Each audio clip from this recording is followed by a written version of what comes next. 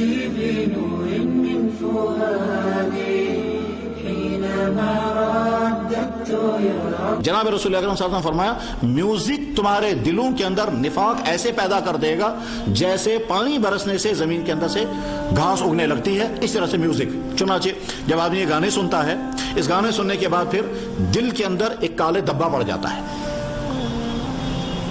اس کے بعد پھر اگر یہ نماز پڑھتا ہوتا تو اولاً تو نماز سے نفرت ہو جائے گی، طبیعت ہی آمادہ نہیں ہوگی نماز پڑھنے کے لیے.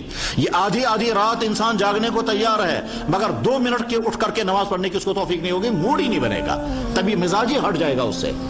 آگے چل کر اچھا اگر یہ کوشش کرے گا نماز پڑھنے کے لیے، جو ہی نماز کے لیے کھڑا ہوگا اس کا دھیان نماز کی طرف نہیں رہے گا، بلکہ نماز سے پہلے اس کا دھیان ایک جگہ تھا، لیکن جو ہی نماز سٹارٹ کرے گا اس کا دھیان ہٹ جائے گا، اور کبھی ایک جگہ میں، کبھی دوسری جگہ، کبھی تیسری جگہ کے، وجہ اس کی میوزک ہوگی.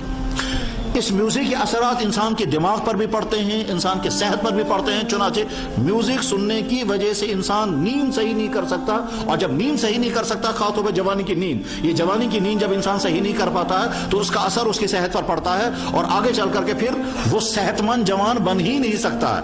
پھر صورتحال یہاں تک پہنچتی ہے کہ جس کو میوزک سننے کی عادت ہو جاتی ہے اس کو تب تک نیند ہی نہیں آتی ہے جب تک وہ میوزک سنے گا نہیں، جب تک وہ گانے سنے گا نہیں. گانے سننے کے نتیجے میں پھر کیا ہوگا، پھر وہ سوچنے لگتا ہے اس میں کیا کیا باتیں بیان کی گئی ہے. اب گانوں میں بتایا جاتا ہے، مرد کو بتایا جاتا ہے تم اجنبی عورتوں پر قربان ہونے کی پیشکش کرو، اور عورتوں کو کہا جاتا ہے تو مردوں پر قربان ہونے کی پیشکش کرو. اور اسی وجہ سے جہاں جہاں یہ میوزک شروع ہو جاتا ہے وہاں کے نوجوان لڑکے اور لڑکیاں ان کنٹرول ہو جاتے ہیں، اور میوزک کے بعد آگے زناکاری لازمی ہے. بہت مشکل ہے اس کو اپنے آپ کو اس کے روکنا. اسی وجہ سے جناب رسول اکرم صلی اللہ علیہ وسلم فرمایا صوتان ملعونان، 2 آوازیں ایسی ہیں جن کی بنا پر آواز نکالنے والے پر لعنت آ جاتی ہے. صوت مزمار ان نعمت، جب خوشی میں تو گانے لگو گے تو تمہاری اس آواز پر لعنت ہو گئی.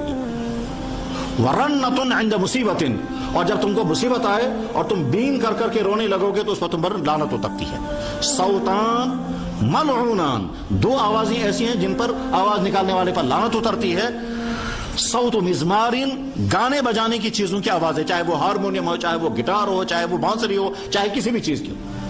صحابہ میں سے ایک صحابی کا نام ہے عبداللہ بن عمر رضی اللہ تعالیٰ عنہ. یہ ایک مرتبہ اپنے غلام کے ساتھ سفر کر رہے تھے تو کہیں دور کسی پہاڑی سے بانسری کی آواز آئی. جو ہی ان کے کانوں میں آواز آئی انہوں نے فوراً کان بند کر لیے اور کان دبائے اور چلتے رہے.